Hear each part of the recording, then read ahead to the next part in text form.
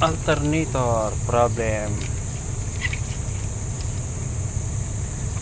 Minsan nagcha-charge, minsan hindi. Ngayon check-upin natin to mga linya, kasi ito bago itong palit. Kanina lang pinalitan ko na to. Hindi ko kasi napakita sa inyo sa video dahil chinarge ko pa yung cellphone ko. Ngayon ito pinalitan ko na. May stock po kami sa bodega. Napansin ko lang dito sa mga wire ay matitigas na, malutong. Ngayon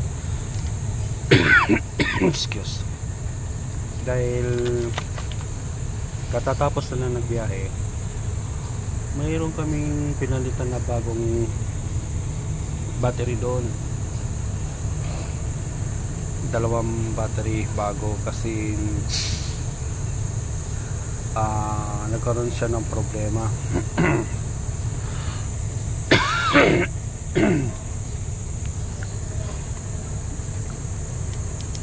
Ganyan, itong alternator nito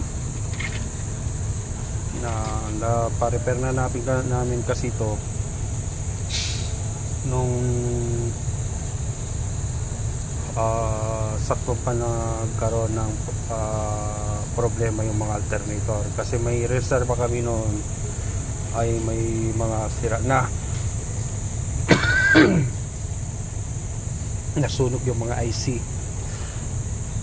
Excuse.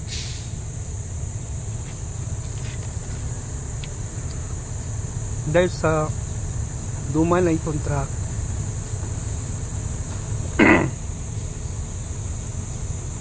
yung sa dashboard medyo mayroon ng problema nun. Hindi na siya accurate yung karga niya. Tapos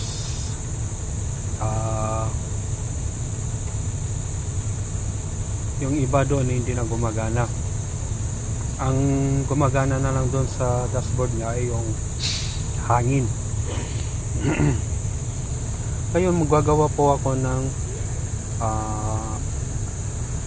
pinaka voltage gauge niya para doon sa taas, para makita niyo kung may magagamit niyang monitor kung kumakarga o hindi.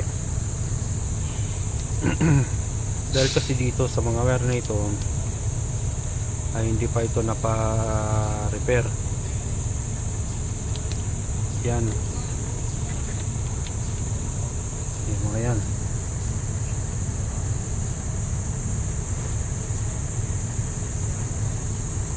Tomato.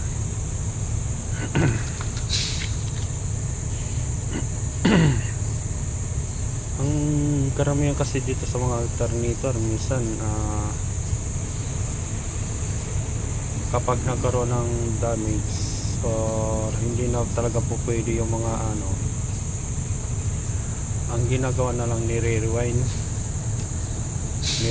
to mga to, tapos papalitan yung mga IC dito, mga diodes at saka yung mga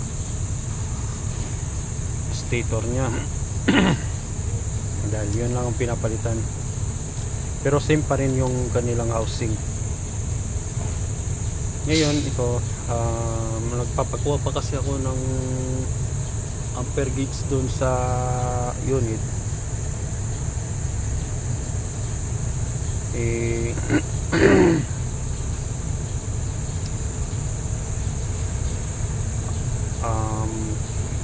Para yung yun ang ilalagay ko doon sa dashboard, kasi itong mga truck nito luma na kaya same na lang mamaya sa susunod kong video.